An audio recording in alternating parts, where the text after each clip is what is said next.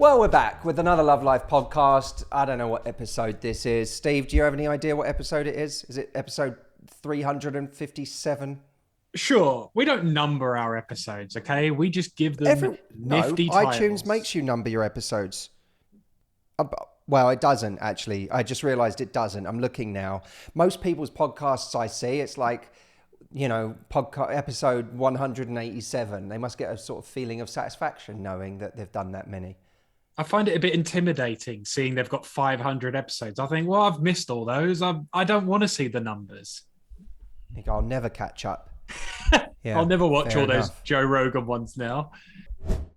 There's a review I want to read out, Steve. In fact, I'm not reading out any one in particular, just a couple of the most recent. Maybe we'll do one now and one at the end. But there's someone who says, first of all, this is from Lisa. She says, first of all, I feel as though I'm sitting in a room hanging out with two buddies. I listen for not only the perspective on life that you provide, but for the laugh out loud exchange between two brothers. Listening to you both smirk, laugh, and engage in banter is quite endearing and entertaining. I've followed you for over 10 years and went to an in-person retreat in 2019. How lovely.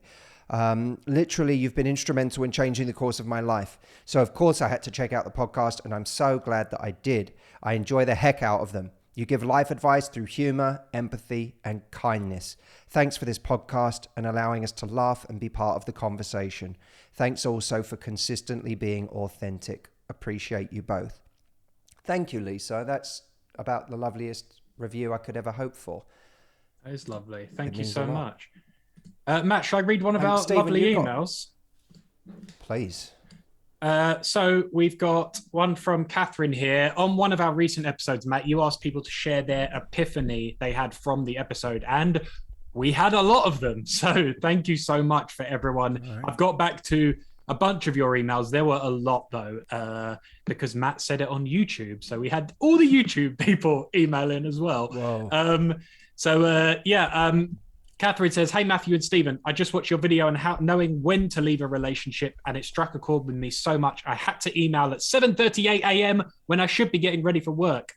I've been with my boyfriend for over a year, and he's always been shy of commitment, scared to be official. Then we get official, and he doesn't say I love you because he's not sure. And all the while I'm waiting, holding back because I'm waiting for it to change. I brought it up many times and even said he needs to start therapy for me to continue the relationship.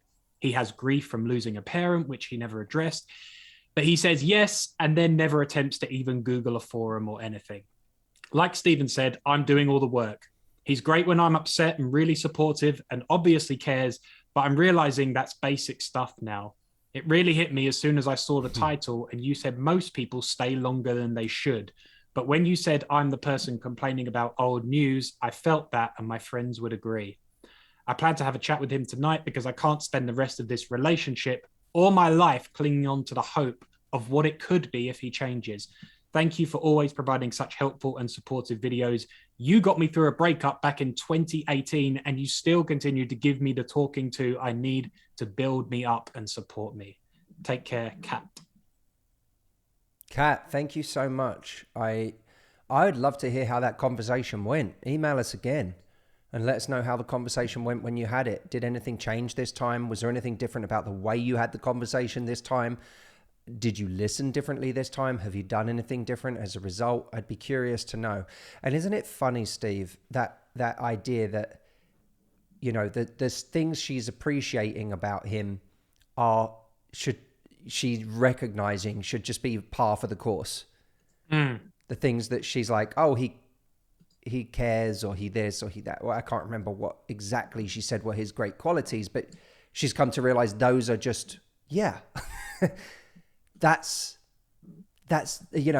someone we know, Steve, said this to us once. She was like, I told my mum, oh, he's really nice to me. And her mum was like, yeah, that's how it's supposed to be. But this isn't stuff that's an indicator of, someone who's exceptional. This is just stuff that someone shouldn't even get through the door unless they're these things. But sometimes we hang around for these qualities as if no one else will have them, when they're just the basic stuff of decent people who come to a relationship. Yeah, Absolutely. Yeah, people figure out they take something as luxury when they're not used to it. And then they realize, oh, yeah, if I'm going to be with this person for the rest of my life, I should probably have this. Yeah, exactly. We got a good one from Emily as well, who said, "Hi, Matthew and Stephen. I just want to drop a line to say thank you for the mature way you approach your discussion of Jordan Peterson's divisive comments, suggesting you can never completely grow up until you have children. I really appreciate the way you put forward your opinions and alternative viewpoints without labeling Peterson negatively or choosing a side of the debate. I wish more public figures could tackle controversial issues with such empathy and lack of judgment. It was very refreshing. All the best, Emily." Oh, I love that. I love that comment. Thank you. Thank you for the email on that one. I love that comment. And Matt, we've got one more, which leads me to a question I want to ask you, because this is an interesting follow-up. Because that video about when to quit a relationship, it got a lot of love and traction on YouTube, and a lot of people have been talking about it and saying how much it affected them. So we had another email from Sue. She talks about a guy she's been with who belittles her. She's sensitive about her height, and he makes these comments where she feels belittled and condescended to. He also talks about other women in a way that's inappropriate. And she mentions at the end of her email how she feels frustrated that someone else is going to have him and without the BS. And it drives me crazy. So she's trying to let go of this guy, but some people have said, well, I feel annoyed because what if I let go of this person and they change for someone else? They're going to be a better person for someone else. And if they just didn't have these couple of annoying traits or traits I'm embarrassed about or don't like, then it would be great. And maybe they're going to be that great person for their next partner. Well, that's an enormous assumption, because you're saying that person will have completely evolved into a new human being, a much more enlightened version of themselves by the time they reach the next relationship. And what signal did you get from him that that's true, given that he did all these things? What evidence did he give you for the fact that he's becoming more enlightened? Now, if what you're saying is he's going to find someone he is more afraid of upsetting, or he's going to find someone that, I don't know, he's more deeply attracted to and is going to behave around them as a result, then really what you're saying is this is someone who's well behaved only if they're afraid, or if they're around someone that they deem to be of a certain status. Character is consistent. I don't want to be friends with the person who's really nice to me but nasty to the next person that they can get less from, or that they decide for whatever reason is not as important or as valuable as me. I don't want that person as a friend. I don't want that person as a business contact. I don't want that person in my life. I can't trust that person, because what happens when I'm not as valuable to them? What happens when they're bored of me? What happens when they feel like they've extracted the value that they want from me? Then that person is all of a sudden gonna default to their actual true behavior, their true selves. If the only reason he's on his great behavior in his next relationship is because he's with someone that he decides he really doesn't want to lose, then that's a tremendous shame for her, because she's not learning who he really is. You should be pitying the next woman, not envying the next woman. Because if he suddenly goes into the next relationship a better person, it's probably because he wants something, not because he's become a different person. Because you have no evidence for the fact that this man has become so enlightened and now someone's getting the best of him as a result. The best of him, if someone sees it next time, will likely just be a manipulation. And it will be a shame for that person that they're not seeing who he really is, because all they're seeing is the side of him he's presenting in order to get what he wants. Which, by the way, there's a good chance he did with you in the beginning, if you remember back.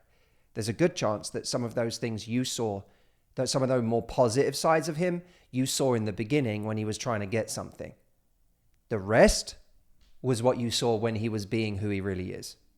That's someone you want back? That's someone you envy someone else getting?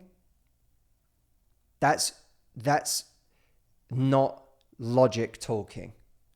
That's your own insecurity talking. That's the self-loathing, the masochism talking.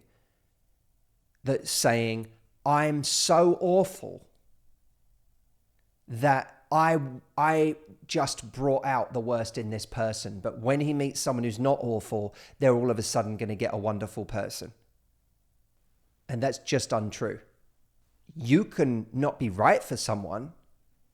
That doesn't mean that they treat you in a terrible way or in a disrespectful way. It means they leave because you're not right.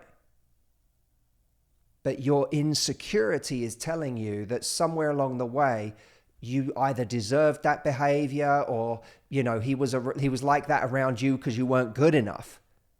And now you're envious of the next woman you think will be good enough who's going to get great behavior. I don't care how great she is. She's still stuck with someone who behaves in that way. It's just a matter of time before she finds out. You think there's like a projected imaginary envy. It's like an imaginary envy of something that hasn't even occurred. You are imagining that he's suddenly going to be an angel with the next person. And there's some deep, dark part of us that thinks that the reason he's going to be an angel with the next person is because we weren't good enough. But that's the lie. He might like the next person more. That's possible. He might be more attracted. There might be any number of things that he decides he wants in that next person when he sees them as all shiny and new and exciting and hot. That may be true. Doesn't make him an angel. It doesn't mean you weren't good enough.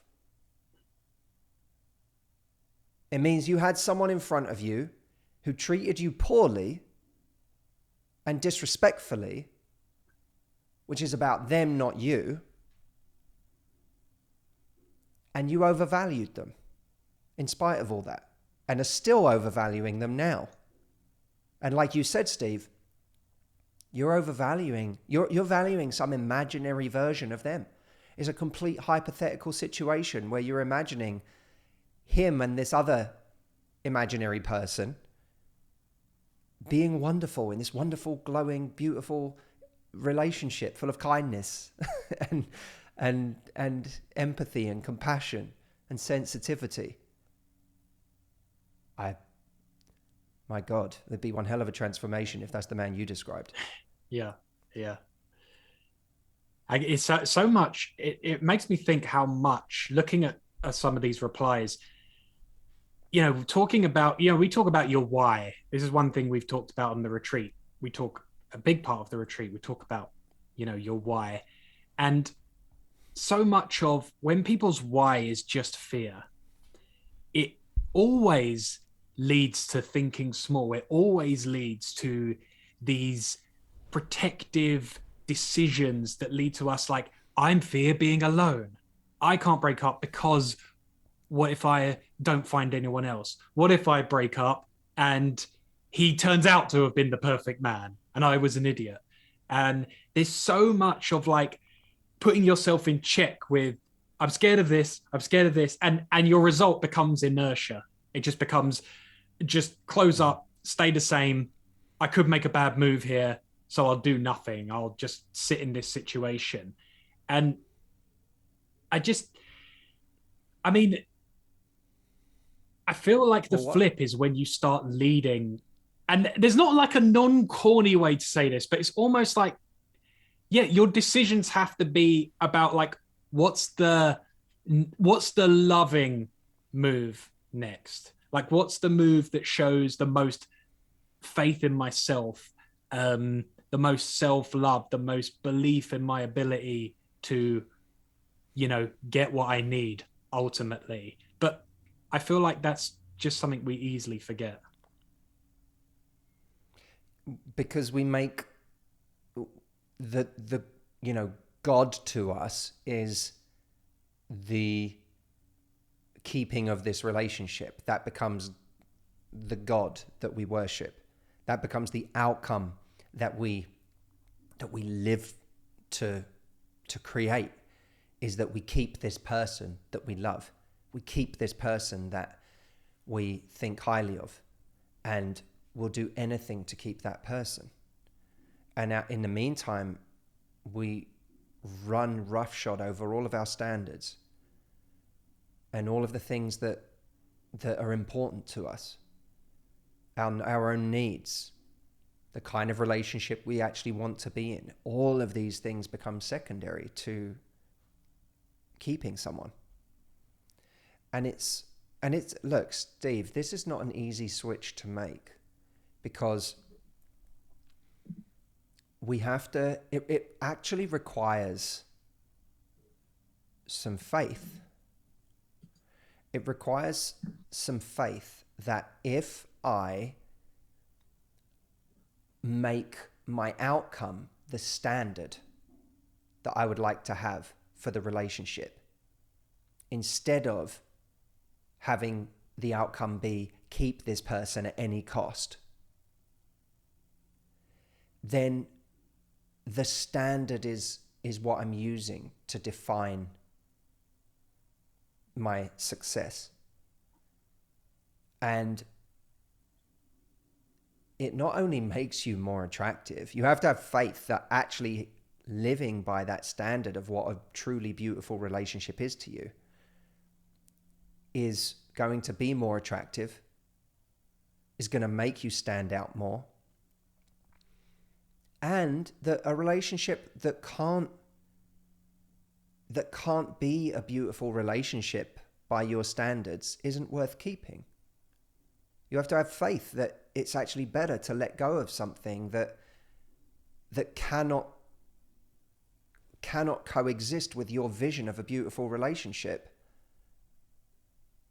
You have to have faith that if you lose that thing, it's better. Yeah. Because it won't make you happy. Keeping someone who's making you unhappy can't make you happy.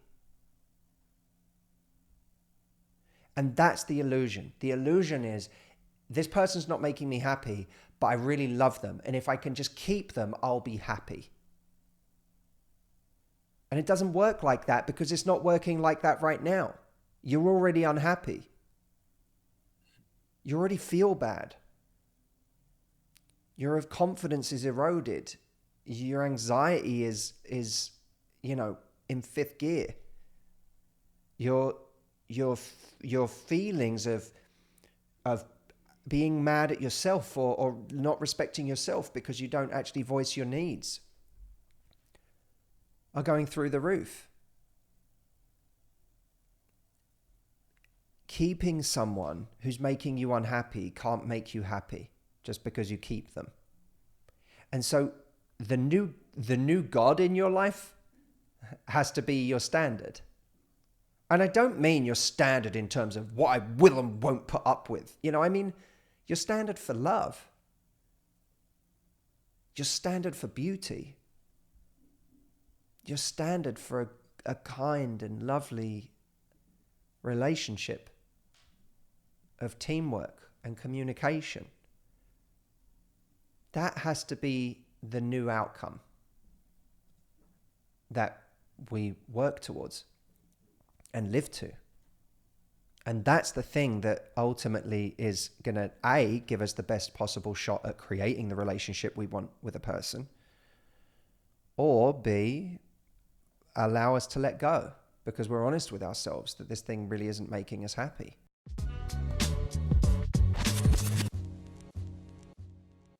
Matt, speaking of building faith in yourself, there is something very special we have next week. That is perhaps, very possibly, very probably the absolute best way to start doing that. What is it called, sir? It's called the virtual retreat, Stephen.